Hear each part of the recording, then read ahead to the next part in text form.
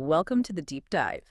Have you ever noticed how, when the world just feels incredibly unstable, people almost inevitably start searching for hidden forces? Oh, absolutely. It's like Uh, we're hardwired to look for the secret levers pulling the strings behind global events. Right. And today we're exploring exactly how that happens. We're looking at the mechanics of conspiracy narratives and specifically why they so often target the most visible groups in our society. It's a fascinating psychological and historical process to unpack. Yeah, we're going to see how basically a children's educational program somehow gets transformed into a shadowy geopolitical conspiracy, and what that reveals about how humans process global anxieties. To do this, we're drawing on a really thought-provoking essay. It's Right. by Levny Moten from Uncompressed Thinking, titled Tucker Carlson, Chabad, and the Accidental Badge of Honor.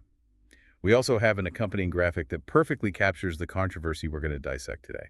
We want to look at how these massive, sweeping theories are constructed from the ground up, using real-world events as our case study. Okay, let's unpack this.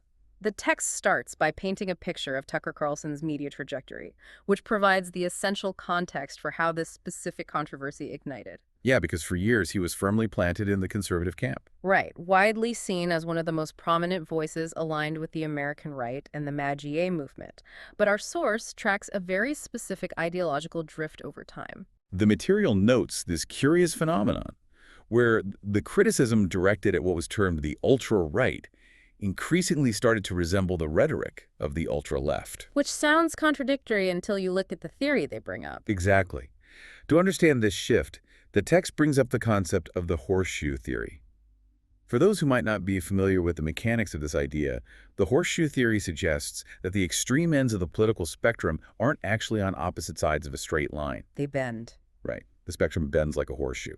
And as you move further to the extreme edges, whether left or right, those ideologies eventually curve around and closely resemble one another in their tactics, their distrust of institutions, and their overarching narratives.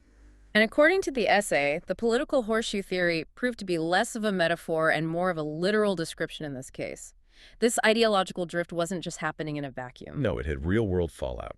It eventually became so significant that Donald Trump himself publicly declared a complete break between his MAGA movement and Tucker. That represents a fundamental rupture in the political landscape. But the catalyst for that rupture is what we're really focusing on today. Yes, the trigger.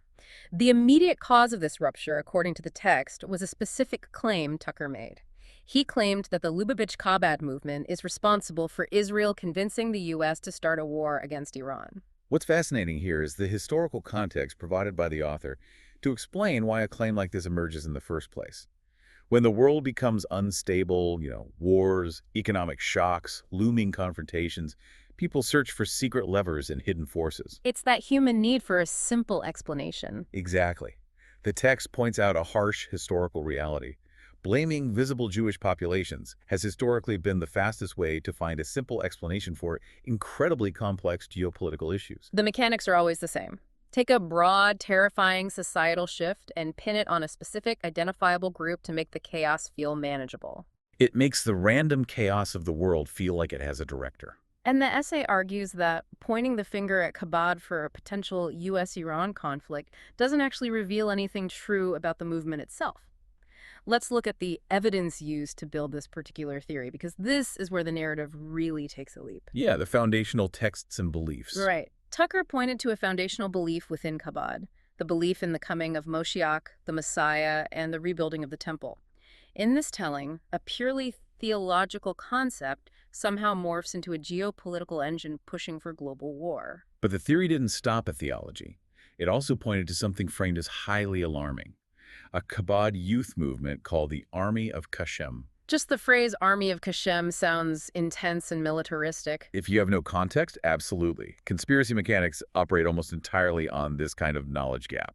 To illustrate that reality check, we have a really striking graphic provided with our sources. Let me describe it for you because it visually anchors this massive disconnect the essay is talking about. It's split right down the middle, showing a stark contrast. It's a great visual summary of the whole situation. On the left side, you have a dark, dramatic silhouette of a commentator speaking into a microphone.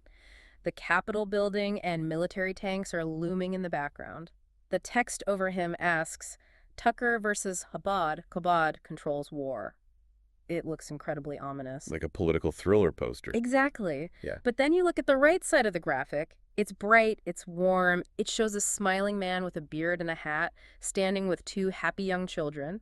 The kids are wearing small vests that say Army of Hashem on them, and they're holding a menorah. And the text on that side reads, "Good deeds, not war." Right. At the very bottom, bridging the two sides, it says a badge of honor. That graphic perfectly visualizes the gulf between the conspiracy narrative and the actual reality.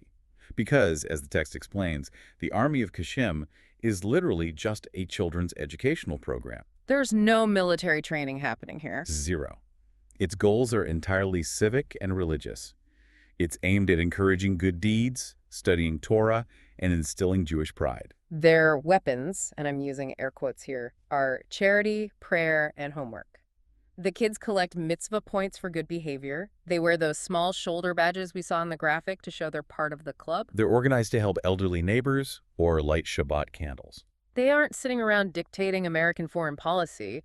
So how does an experienced political commentator look at a youth program focused on civic and religious duties and see a global military threat? That brings us directly to the anatomy of a conspiracy. The text explains how this transformation happens.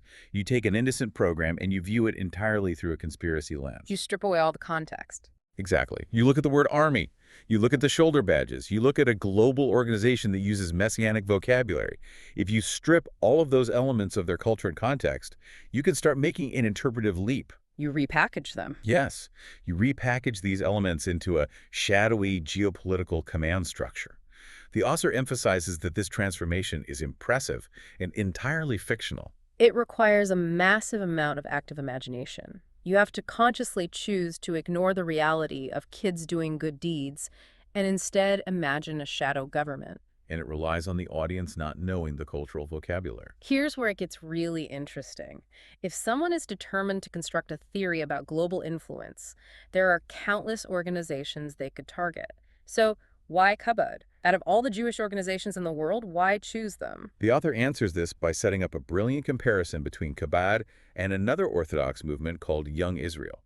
Let's look at Young Israel first. They're an Orthodox movement, deeply rooted in tradition. And importantly, they also believe in redemption and Moshiach, that theology is standard. But they are locally focused. Exactly. Young Israel is about building religious communities quietly. They build synagogues, they organize prayer, they strengthen families within their own suburban neighborhoods. They aren't trying to be a public spectacle. Right. Now contrast that with Chabad.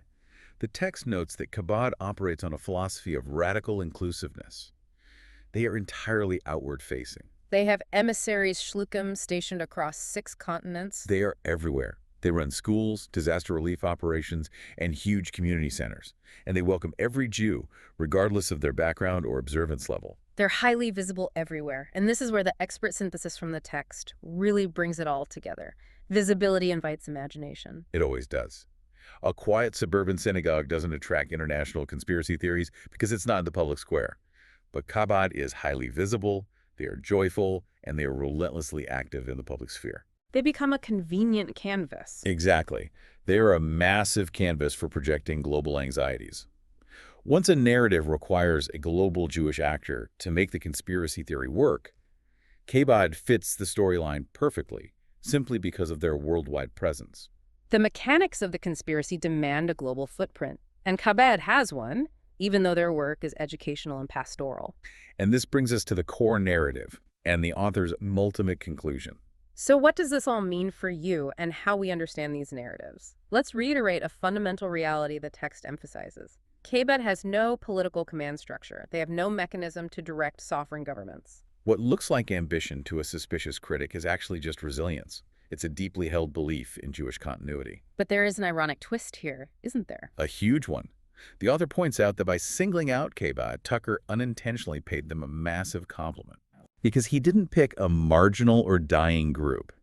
He picked a movement that represents profound vitality and survival.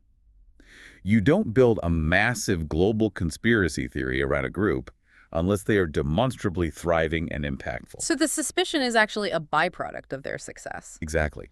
If visibility provokes suspicion, it is simply the price of refusing to disappear quietly from history.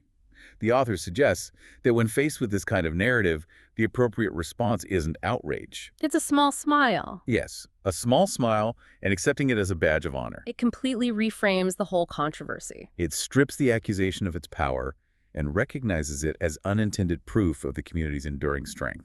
That's a powerful takeaway. When you are consuming media and you hear a grand, sweeping conspiracy theory about a specific group, look closely at the mechanics. Ask the critical questions. Ask yourself, are they actually being targeted because they are secretly pulling strings, or simply because their extreme visibility makes them a convenient canvas for society's anxieties? It's a crucial lens for navigating today's media landscape.